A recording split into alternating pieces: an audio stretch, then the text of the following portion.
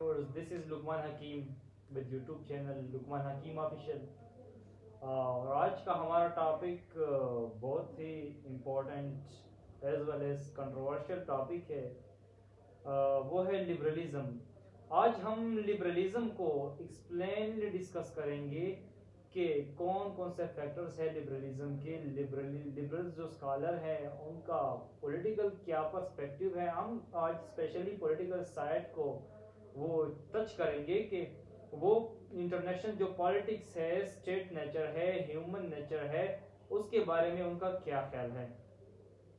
जो लिबरल्स है वो ये कहते हैं कि जितना ही स्टेट लिबरल होगा उतना ही वो डेवलप होगा।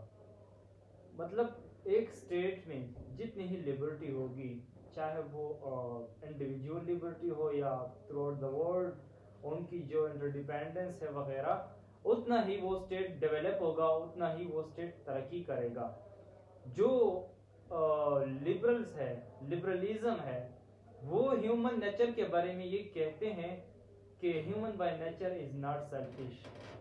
जिस तरह के वो कहते थे जो रियलिस्ट थे कि human by nature is greedy, human by nature is selfish, they are grabbing power, more and more power.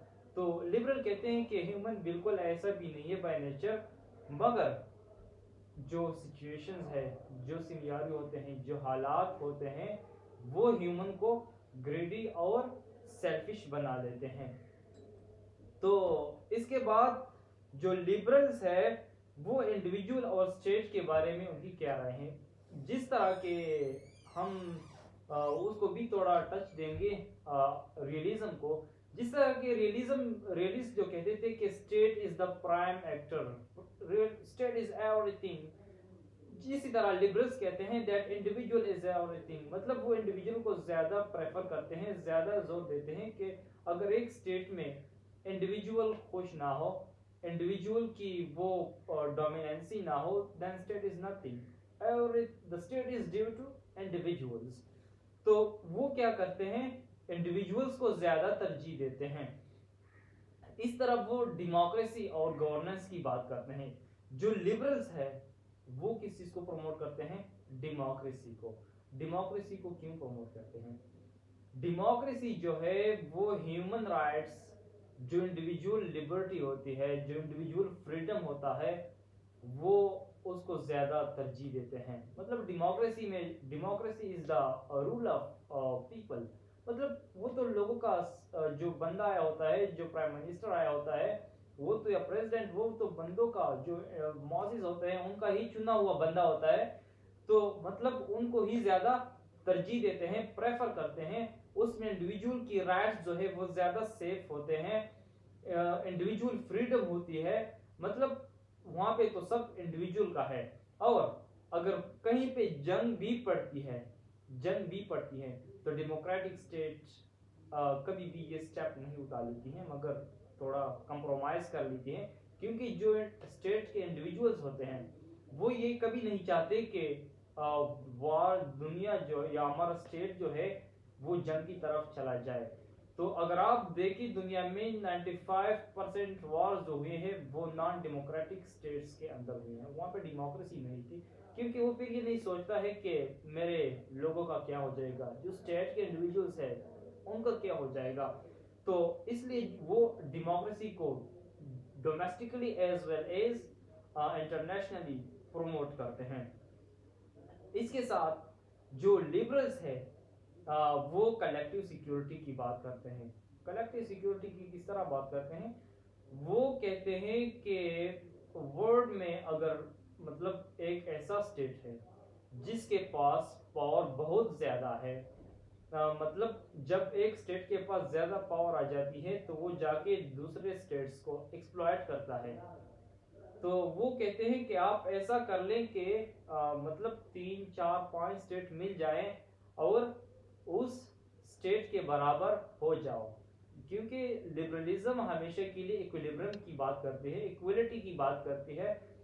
तो इस तरह जो वार है उसका चांस कम हो जाएगा।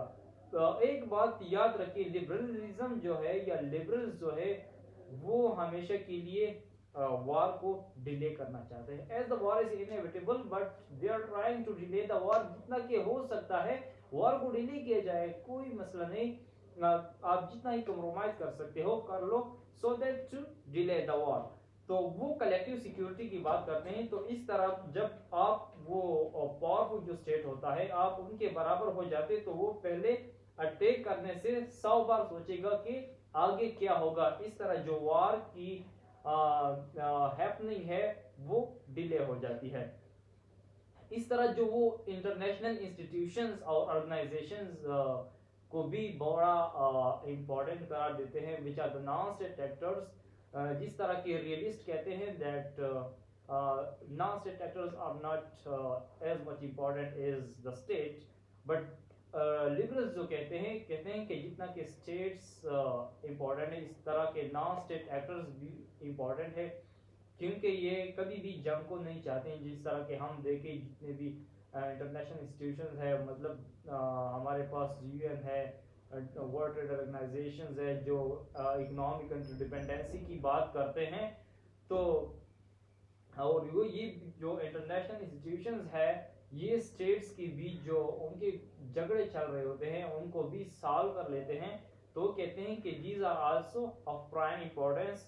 इस तरह लिबरल्स में जो फोकस करती है वो ह्यूमन राइट्स पे करती हैं। इस तरह हमने जो इंडिविजुअलिज्म में डिस्क्राइब किया, वहाँ पे डिस्कस किया कि वो जो है ह्यूमन राइट्स को बहुत तरजीह देते हैं। जिस तरह के democracy is the rule of people, तो जहाँ पे आवाम का राज होगा, जहाँ पे जो मॉसिस हैं, इंडिविजुअल्स है, उनकी गवर्नमेंट होगी, तो हक जरूर, तो ये वाजे है कि उनको अच्छी तरह के हकूक भी मिलेंगे। तो ह्यूमन राइट्स को भी बहुत ज़्यादा प्रेफर करते हैं। जो लास्ट पॉइंट है नॉट द लीस्ट, वो नॉन जीरो सम गेम की बात करते हैं। वो कहते हैं कि मतलब जो जितना भी आपकी मतलब बेनिफिट है, सिर्फ अपने ही बेनिफिट के लिए नहीं सोचना बल्कि दूसरों के लिए भी सोचना। जिस तरह रिलिस्ट कहते हैं कि हमेशा सब चीज़ें लाओ अपने पास जमा करो, किसी दूसरी का ख्याल ना रखना, चाहे उसका जो भी हो जाए। मगर जो रियलिज्म है वो इस बात पे जोर देता है कि जो अपने लिए पसंद करते हो मतलब वो दूसरों के लिए भी करते हो, मतलब वो इक्विलिब्रियम इक्वलिटी की बात करता है। तो नो जीरो सम गेम यही चीज है कि मतलब सब कुछ अपने साथ जमा ना करो। अगर हम एग्जांपल देखें जो सीपैक है, it is an example of no zero sum game, क्योंकि चाइना बना रहा है। चाइना का ऑब्वियसली उनका बेनिफिट है, उसमें बहुत सारे एडवांटेजेस है, मगर पाकिस्तान के लिए भी एक एडवांटेज है, पाकिस्तान के लिए भी इसमें फायदा है। So these are the some basic assumptions and points of liberalism which I discussed. So in next lecture I will discuss the economic aspect of liberalism के liberalism जो है उसका इकोनॉमी के बारे में क्या राय है, क्या ख्याल है। तो इंशाल्लाह नेक्स्ट लेक्चर में मिलते हैं, तब तक अल्लाह हाफिज।